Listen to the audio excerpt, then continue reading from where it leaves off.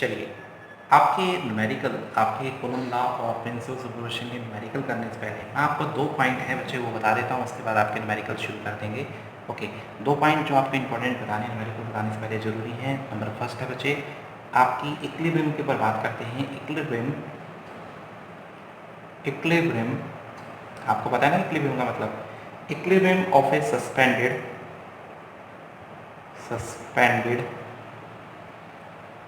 Point charge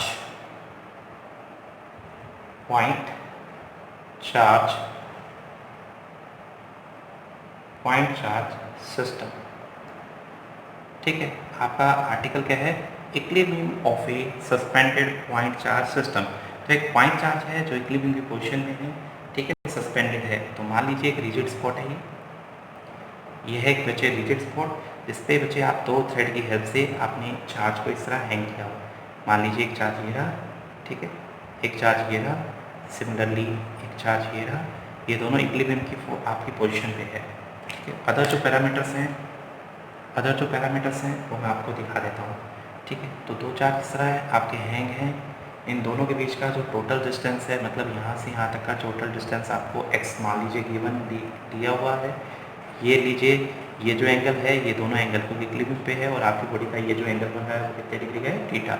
दोनों आपके charges हैं, कैपिटल Q हैं।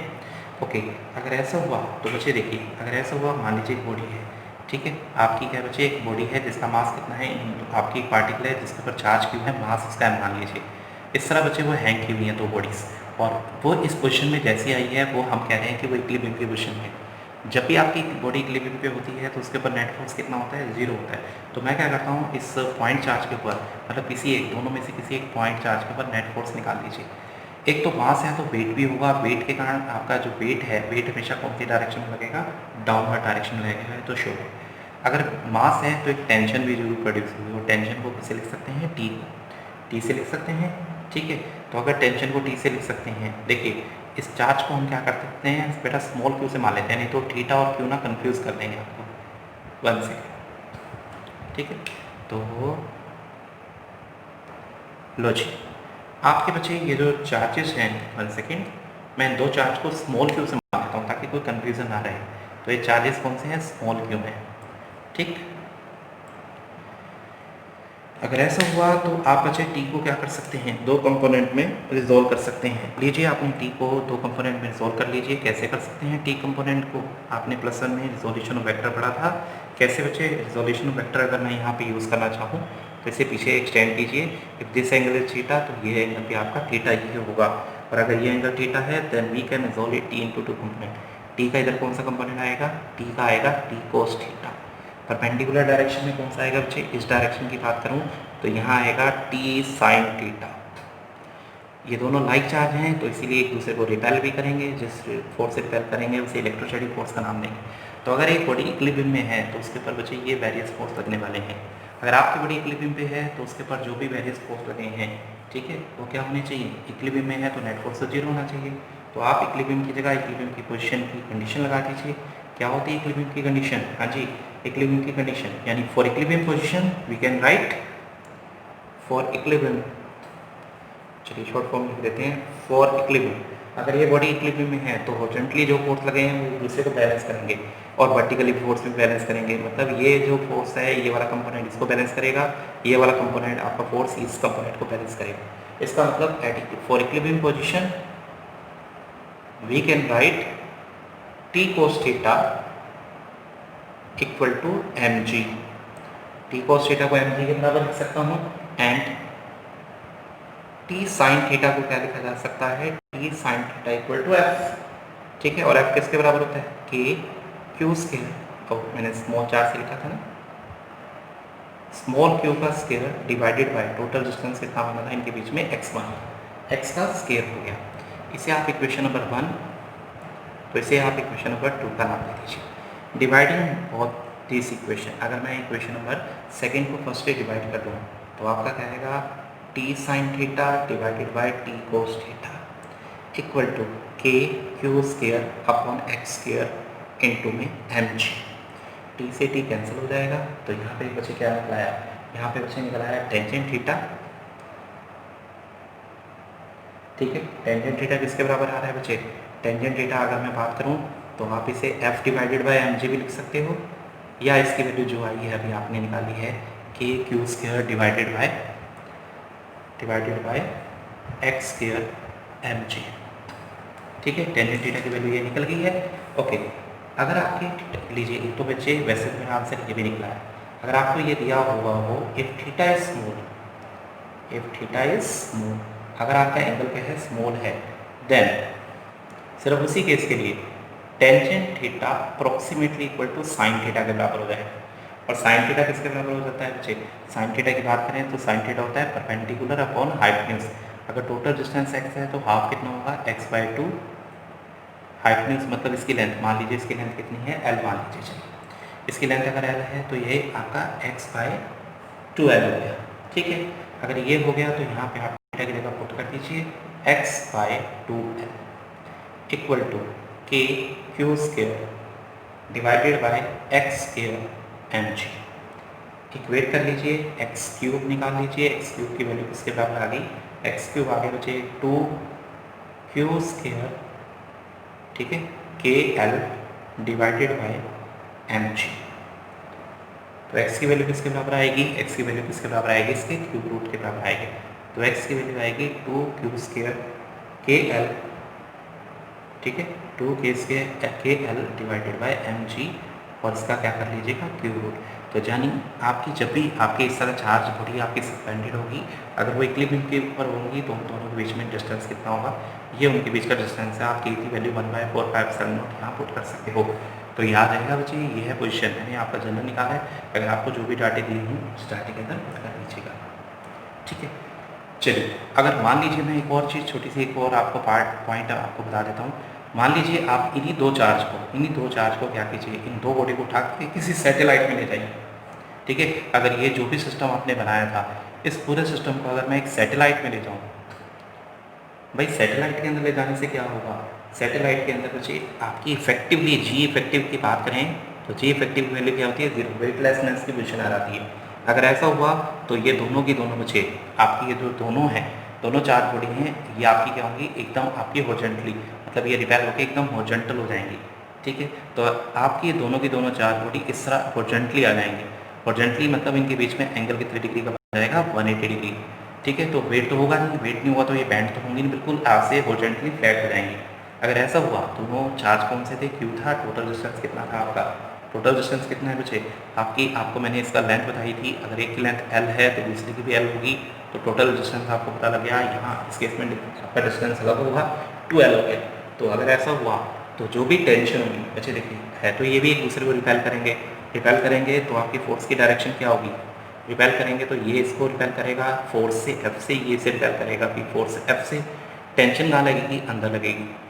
इस केस में टेंशन और फोर्स एक दूसरे के बराबर होंगे, यानी T इक्वल टू किसके बराबर होगा? F के बराबर होगा। तो यानी अगर मुझे आपके टेंशन की वैल्यू निकालनी पड़े तो वो F किसके बराबर होगा? दो पॉइंट चार्ज के बीच में K Q square divided bye 2L का स्क्वायर। सॉल्व कीजिए, K Q square upon 4L का स्क्वायर। तो इस तरह बच्चे मैं आपके कोई भी दो पॉइंट चार्ज अगर इस सिस्टम को अगर मैं सैटेलाइट के अंदर ले जाऊँ तो उनके बीच में अगर मुझे टेंशन निकालनी हो तो टेंशन निकालने के लिए बच्चे ये फॉर्मूला बच्चे मैं क्या करूँगा? यूज़ करूँगा। तो लीजिए, आपको बहुत सारे इंपॉर्टेंट पॉइंट बता दिए हैं। अब चलते हैं बच्चे कुछ न्यूमेरिकल्स की ओर। हम कुछ न्यूमेरिकल डिस्कस करते हैं कूलम्ब लॉ और प्रिंसिपल ऑफ सुपरपोजिशन के रिलेटेड। चलिए अब क्या करते हैं बच्चे, आपके न्यूमेरिकल डिस्कस करने जा रहा हूँ, यानी मैं आपको करवा रहा हूँ numerical problem related with electrostatics के कौन कौन से टॉपिक है आपके इलेक्ट्रोस्टैटिक्स के आपके टॉपिक हैं। एक तो कूलम्ब लॉ से रिलेटेड, आपको कूलम्ब लॉ का फॉर्मूला याद है। अकॉर्डिंग टू कूलम्ब लॉ दो फोर्सेस के बीच में ये आपकी इलेक्ट्रोस्टैटिक फोर्स ऑफ अट्रैक्शन का मैग्नीट्यूड क्या होता है? 1/4πε0 Q1 Q2 अपॉन R का स्क्वायर, मैग्नीट्यूड की फॉर्म में लिखना।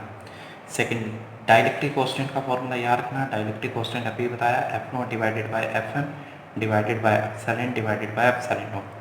थर्ड फॉर्मूला बच्चे याद रखना, कौन सा? Third formula principle superposition. अगर आपके फोर्सेस 2 से ज़्यादा हों तो उसके नेट फोर्स निकालने के लिए आप क्या करेंगे? प्रिंसिपल ऑफ सुपरपोजिशन का यूज़ करेंगे। ठीक है, अगर कोई बॉडी इक्विलिब्रियम की पोजीशन पे हो, अगर आपकी कोई बॉडी कॉन्जर्वेशन पे इक्विलिब्रियम पे है तो हर एक net charge on each net force on E charge particle कितना होगा, 0 होगा। ठीक है, इन सभी को ध्यान में रखते हुए चलिए आपके न्यूमेरिकल आपके शुरू करते हैं सिंपल से। सबसे पहले तो कूलम लॉ से बात करते हैं। ठीक है, कूलम लॉ के अकॉर्डिंगली देखिए, दो पॉइंट चार्ज के बीच में फोर्स ऑफ अट्रैक्शन या अट्रैक्शन या रिपल्शन को निकालने के लिए हम कूलम लॉ का यूज़ करते हैं। तो इसकी हेल्प से आप फोर्स की वैल्यू निकाल सकते हो, 2 पॉइंट चार्ज की, तो चार्ज की वैल्यू निकाल सकते हो, डिस्टेंस की वैल्यू भी निकाल सकते हो। तो ये क्वेश्चन तो सिंपल से बन सकता है ये। मान लीजिए अगर मैं चार्ज की वैल्यू को डबल कर दूँ, ठीक है, अगर मैं कहूँ मैंने चार्ज को Q1 को और Q2 को डबल कर दिया है। ठीक है, इनिशियली आपका चार्ज कितना था, मान लीजिए इनिशियली आपका चार्ज था Q, आपका Q1 भी Q के बराबर था, Q2 भी आपका Q के बराबर था। मैं कहूँ बच्चे मैंने क्या किया, फाइनली ये Q डैश क्या है, फाइनली मैंने दोनों चार्ज को डबल कर दिया। ठीक है, मैंने क्या किया, दोनों चार्जेस को क्या किया बेटा, डबल कर दिया। और इनके बीच के डिस्टेंस को, पहले कितना था डिस्टेंस, ठीक है, मान लीजिए पहले जो डिस्टेंस था वो r था, पहले डिस्टेंस था r1 था, r के बराबर है। फाइनली डिस्टेंस को मैंने कितना कर दिया, r/2। तो मैंने क्या क्या कहा बच्चे, एक तो मैंने कहा कि मैंने चार्जेस को डबल कर दिया, जो भी दो चार्ज थे उनको डबल कर दिया, डिस्टेंस को हाफ कर दिया। चलिए मुझे नई फोर्स बताइए। अब मुझे पता है पहले आपकी फोर्स कितनी थी, पहले मान लीजिए फोर्स थी वो F1 के बराबर है। फोर्स का फार्मूला क्या है बच्चे, 1/4πε0। ठीक है, दोनों चार्ज सेम थे तो Q1 Q2 की जगह मैं Q² डिवाइडेड बाय R का स्क्वायर। तो पहले आपकी फोर्स की वैल्यू ये थी, इसे इक्वेशन नंबर 1 का नाम दे दीजिएगा। सेकंड केस में आप फोर्स की वैल्यू निकालिए, तो ये पैरामीटर ये तो कांस्टेंट है, ये तो सेम ही रहेगा। अब क्या हुआ, Q1 डबल हो गया तो यहाँ 2Q लिखना पड़ेगा, यहाँ भी 2Q लिखना पड़ेगा। ठीक है, चार तो डबल हो गए, डिस्टेंस कितना हो गया, हाफ हो गया, यानी R/2 का स्क्वायर हो गया। 1/4πε0, ये कितना हुआ, 4Q² डिवाइडेड बाय R², और 4 एक और ऊपर आ गया। ठीक है, तो लीजिए 4 से और मल्टीप्लाई हो गया, तो लीजिए आपका हो गया 16 × 1/4πε0 Q² डिवाइडेड बाय R²। और ये सारी क्वांटिटी किसके बराबर है, इक्वेशन नंबर 1 से F1 के बराबर है। तो लीजिए आपका जो नया फोर्स आया है, यानी F2 जो आया है वो पहले वाले फोर्स से कितने टाइम्स आ गया, 16 टाइम्स आ गया। तो इस तरह बच्चे एक तो क्वेश्चन बड़े सिंपल से ऐसे बन सकते हैं, आपके डिस्टेंस को चेंज कर दिया जाए और आपसे पूछा जाए कि नेट फोर्स की वैल्यू निकाल के दिखाइए। बिल्कुल ईजी वे में आप इसे निकाल सकते हैं, कोई भी किसी तरह की प्रॉब्लम नहीं आने वाली। ओके, और क्या कर सकते हैं, और किस तरह के क्वेश्चन रख सकते हैं, जैसे एक क्वेश्चन और आपको दिखाने जा रहा है। मान लीजिए मैं आपको एक फिगर दिखा रहा हूँ, फिगर के अंदर बच्चे एक स्केल दिखा रहे हैं हम आप। ठीक है, मैं आपको एक इस तरह एक स्केल दिखा देता हूँ। स्केल है, इसे ABCD, ठीक है, बीच में पॉइंट है वो भी बात करेंगे। ठीक है, आपकी एक स्केल है, स्केल के ऊपर बच्चे इस तरह चार्जेस हैं। ठीक है, स्केल है, आपके बीच में भी आपकी दो सेंट्रल एक्सिस के ऊपर भी दो लाइन रख लीजिए। मान लीजिए बच्चे इस तरह आपकी एक फिगर दे रखी है, इसे नाम दे देते हैं ABCDEFGH।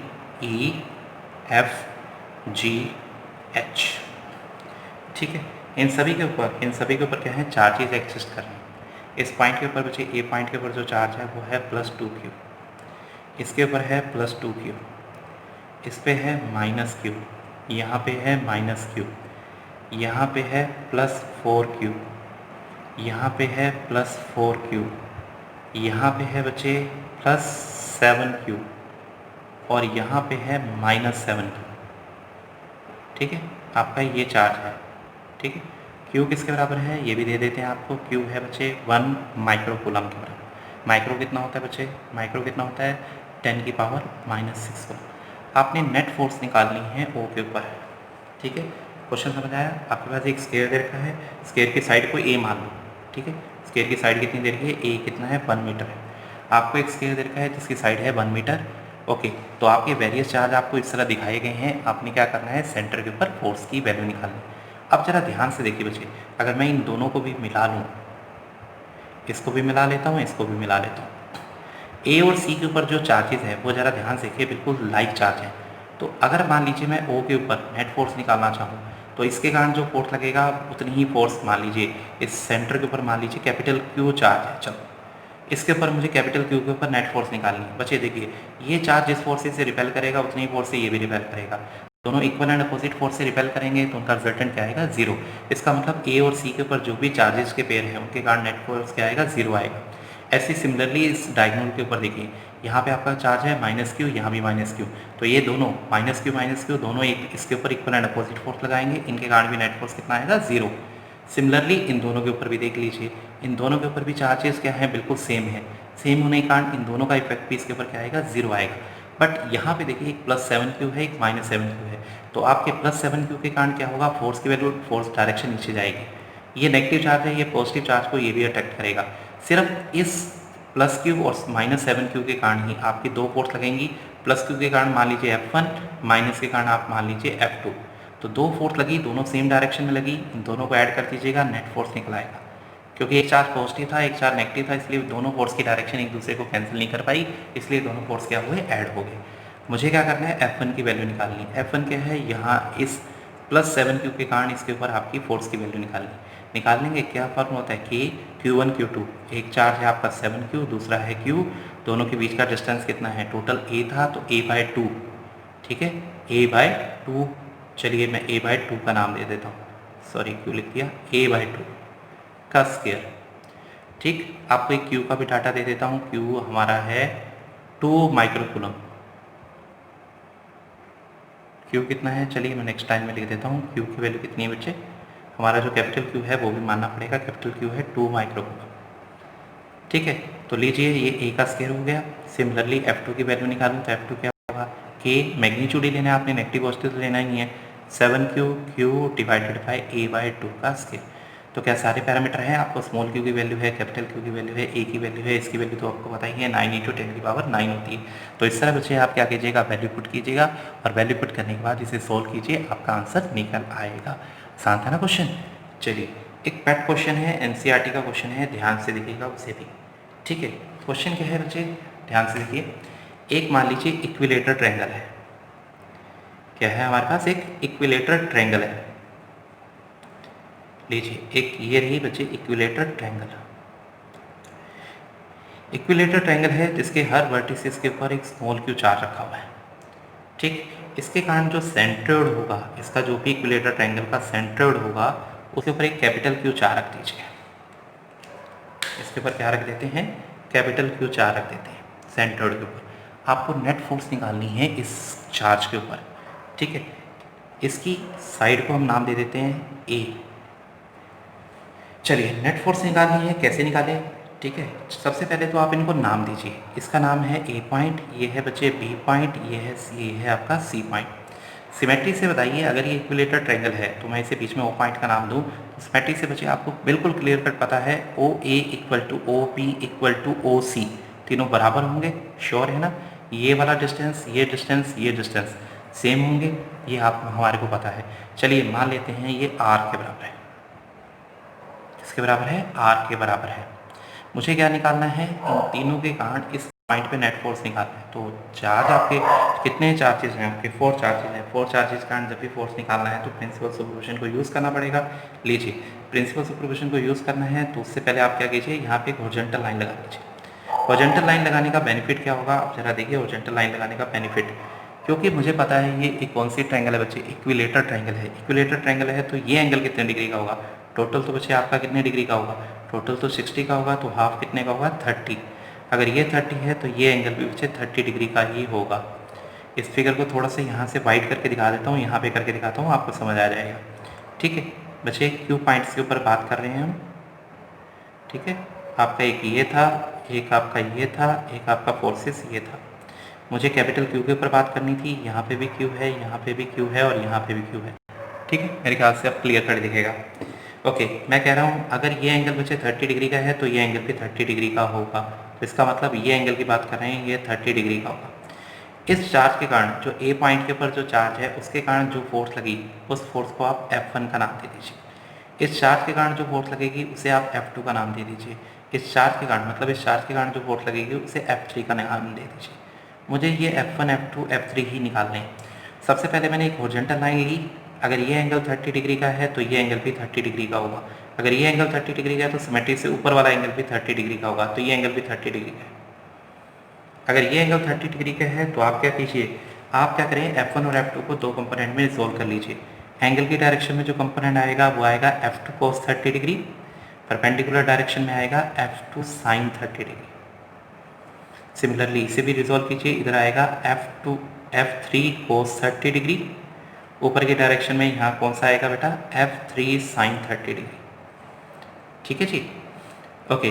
अब बच्चे देखिए, क्योंकि मुझे पता है, देखिए सिमेट्री से, सिमेट्री देखिए, हाँ जी, यहाँ इसके कारण जो फोर्स लगा मैंने उसे F1 का नाम दिया है, इसके कारण जो फोर्स लगा मैंने उसे F2 का नाम दिया है, इसके कारण जो इसके ऊपर फोर्स लगा मैंने उसे F3 का नाम दिया है। ऐसे दिए ना 3 नाम।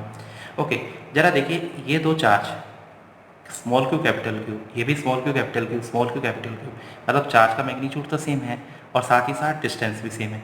अगर डिस्टेंस भी सेम है तो ये दोनों कंपोनेंट आपके इक्वल एंड अपोजिट हुए और एक दूसरे को क्या कर देंगे, कैंसिल कर देंगे। तो इन दो कंपोनेंट ने तो एक दूसरे को कैंसिल कर दिया। अब क्या हुआ, ये दो ऊपर वाले दो कंपोनेंट ये सेम डायरेक्शन में जा रहे हैं, सेम डायरेक्शन में जा रहे हैं, तो ये तो ऐड हो गए। ठीक है, थीटा कितने डिग्री का होगा, 30 डिग्री का होगा, और ये F1 कहाँ लग रहा है, नीचे लग रहा है। तो नेट फोर्स अगर मैं निकालना चाहूँ तो नेट फोर्स किसके बराबर आएगी, अगर मैं नेट फोर्स F की बात करूँ तो किसके बराबर आएगी, वो आएगी F2 sine 30 degree plus F3 sine 30 degree. इन दोनों के रिजल्टेंट में से अगर मैं F1 को माइनस कर दूँ, जो भी रिजल्टेंट आएगा उसी के बराबर आएगी नेट फोर्स की वैल्यू। ओके, फिगर से तो ये आपको बता ही दिया था कि तीनों फोर्सेस का मैग्नीट्यूड सेम है, क्योंकि आपका चार्ज का मैग्नीट्यूड भी सेम था, डिस्टेंस भी सेम है, तो तीनों फोर्स का मैग्नीट्यूड भी सेम होगा। अगर मैग्नीट्यूड सेम है तो मैं सभी को F1 ही लिख देता हूँ। तो मैं यहाँ लिख सकता हूँ, क्या लिख सकता हूँ, ये भी F1 तो ये भी F1, तो मैं इसे लिख सकता हूँ 2F1 साइन 30 माइनस F1। ठीक है जी, माइनस F1। अब 2 से आपके 2F1 साइन 30 कितना होता है बेटा, 1/2 माइनस F1। 2 से 2 कैंसिल हो गया, 2 से 2 क्या हो गया बच्चे, 2 से 2 हमने कर दिया कैंसिल। अगर 2 से 2 कैंसिल हो गया तो अल्टीमेटली आपका माइनस करिए, F1 में से F1 माइनस किया तो मेरा कितना है, 0 आ गया। तो एक इक्विलेटर ट्रायंगल, अगर एक इक्विलेटर ट्रायंगल है तो उसके सेंट्रोइड के ऊपर जो भी नेट फोर्स लगेगा वो 0 आएगा। इस चीज़ को बच्चे एक जनरल पॉइंट मान के काम कीजिएगा। देखिए मैंने आपको बोला एक इक्विलेटर ट्रायंगल है, इक्विलेटर ट्रायंगल की वर्टिसेस के ऊपर अगर इक्वल चार रखे हैं तो उसके सेंट्रोइड के ऊपर आपकी नेट फोर्स की वैल्यू कितनी निकली है, 0 निकली है। इस चीज़ को आप जनरलाइज भी कर सकते हैं, यानी कि जब भी आपके पास कोई भी सिमेट्रिकल फिगर, आपके पास स्क्वायर वेव का हो, आपका पेंटागन हो, हेक्सागन हो या कोई भी पॉलीगन हो, अगर आपकी सिमेट्रिकल फिगर हो और उनके वर्टिसेस के ऊपर सेम चार रखे हों तो सेंटर के ऊपर अगर फोर्स निकालना हो तो नेट फोर्स हमेशा क्या निकलेगा, 0 ही निकलेगा। श्योर है ये, ठीक है, याद रखेंगे ये चीज़।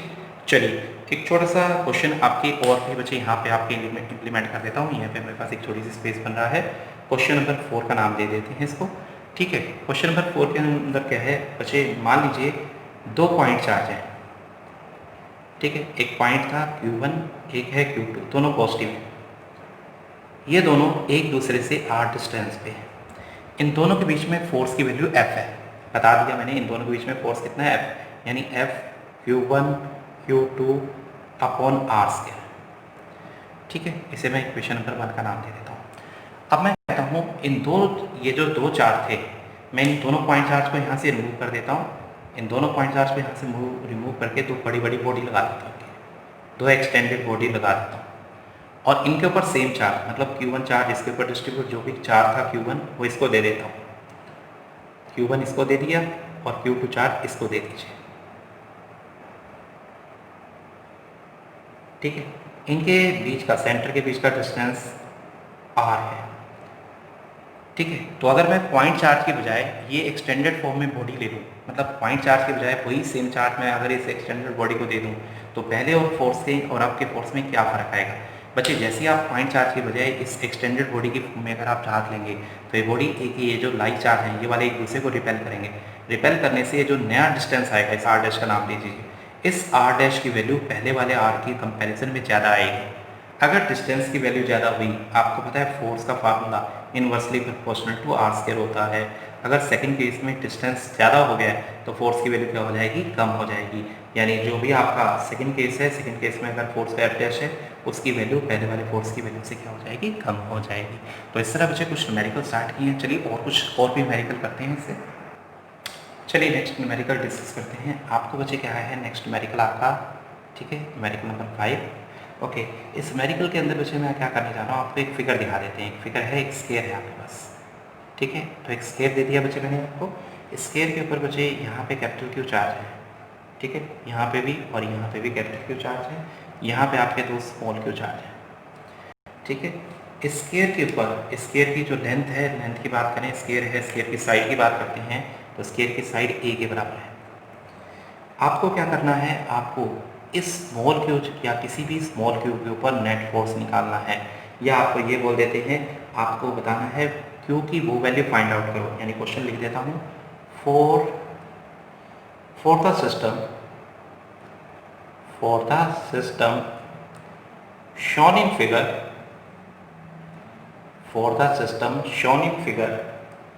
find capital Q for which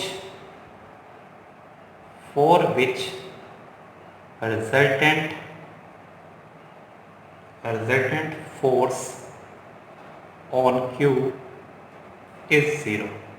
ये एक छोटा सा क्वेश्चन बना दिया, आपको एक फिगर बनाई, उसके अंदर आपने बताना है आपकी उस क्यू की वैल्यू की बताइए जिसके लिए आपके स्मॉल क्यू के ऊपर आपके नेट फोर्स की वैल्यू क्या होगी, 0 होगी। बच्चे देखिए, इस स्मॉल क्यू चार्ज के ऊपर फोर्स की वैल्यू 0 कब होगी? ये तभी हो सकती है जब ये आपके कैपिटल क्यू और स्मॉल क्यू आपके अपोजिट नेचर के हों। तो लीजिए मैं इसका सॉल्यूशन शुरू कर देता हूँ। देखिए, net force on Q will be 0। Net force कब 0 होगा? जब आपकी इन दोनों का मैग्नीट्यूड क्या होगा, या इन दोनों की आपकी जो अपोजिट नेचर होगा तभी होगी। यानी फॉर फोर्स क्यू या for force on Q to be zero, ठीक है। इसके लिए जरूरी क्या है, charges Q and small Q must be of opposite order।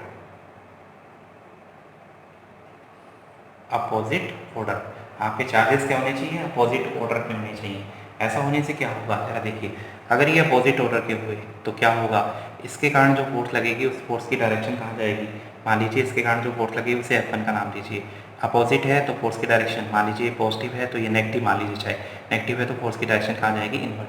तो F1 F2 तो इधर गए, ये दोनों लाइक हैं, इसके कारण फोर्स कहाँ जाएगा, इधर जाएगा। ठीक है, तो लीजिए 3 फोर्सेज निकल गए, इन दोनों का रिजल्टेंट कहाँ जाएगा, इन दोनों का रिजल्टेंट इधर जाएगा पैरेललोग्राम की हेल्प से। तो अगर रिजल्टेंट इधर गया तभी इसके ऊपर नेट फोर्स 0 हो सकती है। तो लीजिए मैंने सबसे पहले कंसिडरेशन कर दी, आपके क्यू के ऊपर नेट फोर्स 0 तभी होगा जब स्मॉल क्यू और कैपिटल क्यू क्या होंगे, आपके अपोजिट नेचर के होंगे। ठीक है, चलिए अब बच्चे क्या करने जा रहा हूँ, सबसे पहले मुझे क्या करना है, नेट फोर्स 0 कैसे होगा? नेट फोर्स 0 तभी होगा जब इन दोनों का रिजल्टेंट के कारण जो फोर्स आएगा, इन दोनों का रिजल्टेंट निकाल लें। इन दोनों का रिजल्टेंट कैसे निकालेंगे, पैरेललोग्राम से एंगल पता लग रहा है। चलिए इन दोनों का रिजल्टेंट निकालते हैं अकॉर्डिंग टू पैरेललोग्राम। जो नेट फोर्स आएगा वो किसके बराबर आएगा?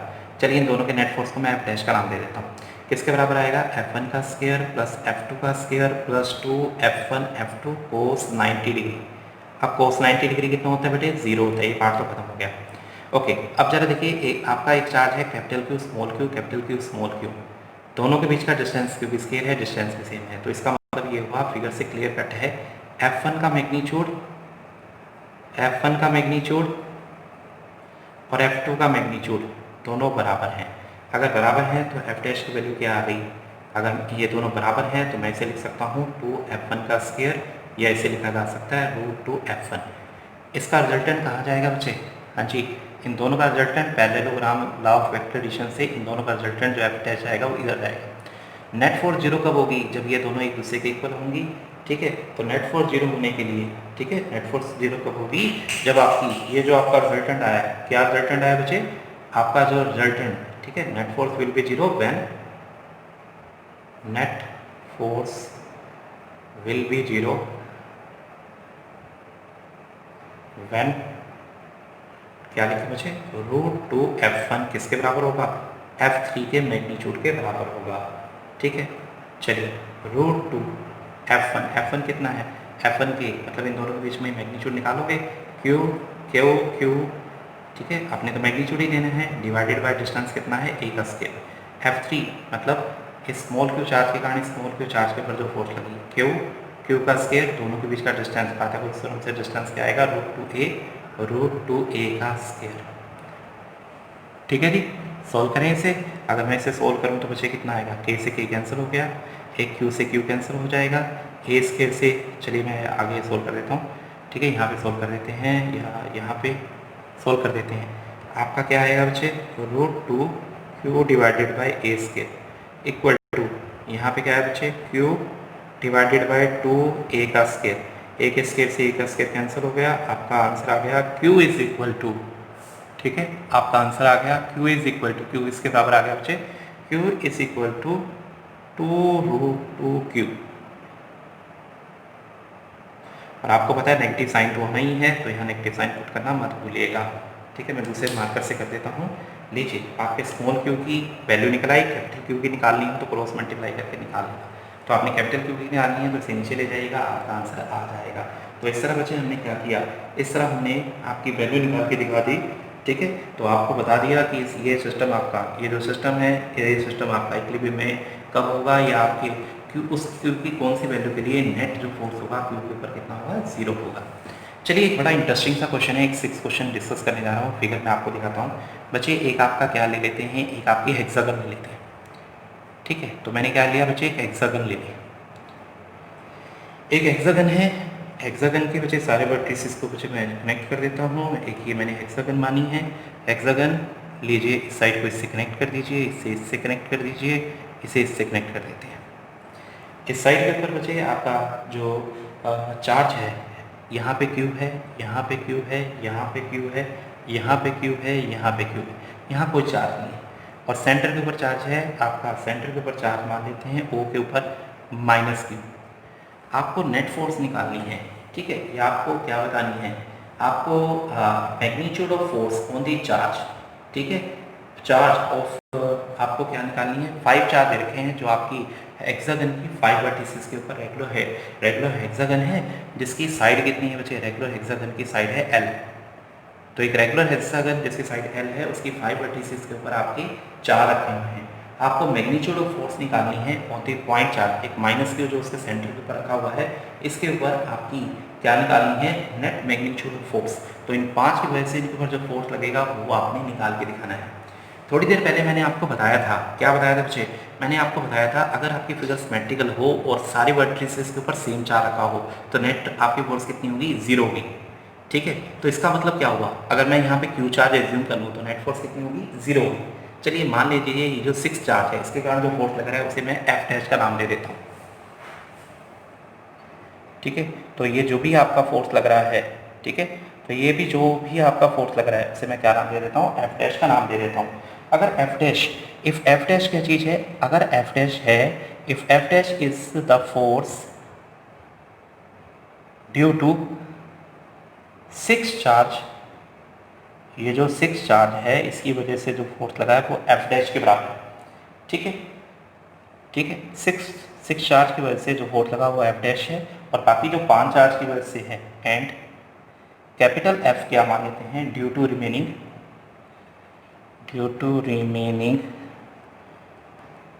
5 चार्ज। तो बाकी जो 5 बचे हैं उनके कारण जो फोर्स लगा वो किसके बराबर है, इसके बराबर। अगर ऐसा है तो इन दोनों का सम, मतलब जो अब दोनों को ऐड कर दूँ तो 6 हो गया, इन दोनों का सम 0 के बराबर होना चाहिए। इसका मतलब F किसके बराबर होगा, -F' के बराबर, ठीक है। तो आपके 5 चार्जेस का जो फोर्स होगा वो छठे के फोर्स के इक्वल एंड अपोजिट होगा। तो सिर्फ छठे चार्ज जो मैंने एज्यूम किया इसके कारण फोर्स निकाल लीजिए। फोर्स का फार्मूला क्या होता है, 1/4πε0। दोनों के चार्ज मैग्नीट्यूड लेना है, दोनों के बीच का डिस्टेंस, ठीक है, डिस्टेंस निकालोगे, डिस्टेंस कितना है, L ही है, ये भी डिस्टेंस भी, तो L का स्क्वायर। तो लीजिए, इस तरह बच्चे मैंने क्या किया, आपकी वैल्यू निकाल ली। एक और क्वेश्चन विषय डिस्कस करते हैं। मान लीजिए एक स्ट्रेट लाइन है, उसके अलोंग जिनके बीच का डिस्टेंस कितना है बच्चे, मान लीजिए इनके बीच का डिस्टेंस जो है वो r है। r की वैल्यू दे देते हैं आपको, r की वैल्यू बच्चे 2 मीटर। मान लीजिए 2 पॉइंट चार्ज हैं, ये दोनों पॉइंट चार्ज वो आपके r डिस्टेंस के ऊपर सेपरेटेड हैं। आपको वो पॉइंट बताना है जिस पॉइंट के ऊपर नेट इलेक्ट्रिक फोर्स की वैल्यू क्या होगी, 0 होगी। अगर आपके पास ऐसा क्वेश्चन आ जाए तो मान लीजिएगा इनके बीच में एक पॉइंट मान लीजिएगा P, ठीक है, जिसका डिस्टेंस मान लीजिए ये A है, ये B है, यहाँ से यहाँ तक के डिस्टेंस को x मान लीजिए, तो ये डिस्टेंस कितना होगा बच्चे, r - x होगा। मैं कह रहा हूँ इस पॉइंट के ऊपर नेट फोर्स की वैल्यू 0 है। वो तभी हो सकता है जब A के कारण जो फोर्स लगे और B के कारण जो फोर्स लगे वो एक दूसरे के क्या हो, इक्वल और अपोजिट हो। इसका मतलब A के कारण जो फोर्स लगा उसे F1 का नाम दे दीजिए, B का कारण जो फोर्स लगेगा उसे F2 का नाम दे दीजिए। दोनों के फोर्स को, मतलब A के कारण जो फोर्स लगेगा उसे निकालते हैं, ठीक है, ठीक है। मान लीजिए इस P पॉइंट के ऊपर ठीक है। इस पी पॉइंट के ऊपर बच्चे हम क्या एज्यूम कर लेते हैं, इस पी पॉइंट के ऊपर, ठीक है। तो आपके इस पी पॉइंट के ऊपर आपका ये जो बीच वाला जो आपका चार्ज है, इसके ऊपर हम मान लेते हैं आपका जो फोर्स लग रहा है, उस फोर्स की वैल्यू को बच्चे हम एज्यूम करेंगे। ओके, तो जिस पॉइंट पे बच्चे मुझे पी पॉइंट पे नेट फोर्स निकालनी है, वहाँ पे बच्चे मैं आपका जो चार्ज मान लेता हूँ 1 मान लेता हूँ। 1 का ही 1 कूलम का चार्ज है, एज्यूम कर लिया मैंने। ओके, तो पहले तो फर्स्ट चार्ज के कारण ए पॉइंट पे जो चार्ज है उसके कारण फोर्स निकालिए। फोर्स का फार्मूला क्या होता है बच्चे, F इक्वल टू के Q1 Q2। आपके चार्ज कौन से हैं, 4 माइक्रो। माइक्रो का मतलब 10⁻⁻⁶, दूसरा चार्ज क्या है 1 डिवाइडेड बाय डिस्टेंस कितना है इनके बीच का x²। दूसरे की बात करें तो के दूसरा चार्ज कितना है 1 इंटू 10⁻⁻⁶, इनटू में 1 डिवाइडेड बाय डिस्टेंस कितना है r-x का होल स्क्वायर। जो टर्म कैंसिल होती हैं उन्हें ज़रूर कैंसिल कर दीजिएगा। 10⁻⁻�6 भी कैंसिल हो जाता है। रूट ले लें दोनों साइड, तो आपके पास आ गया, एक तो आया 2/x और यहाँ से आया 1/r-x। क्रॉस मल्टीप्लाई कीजिए, आपके पास आ जाएगा 2r-x इक्वल टू x।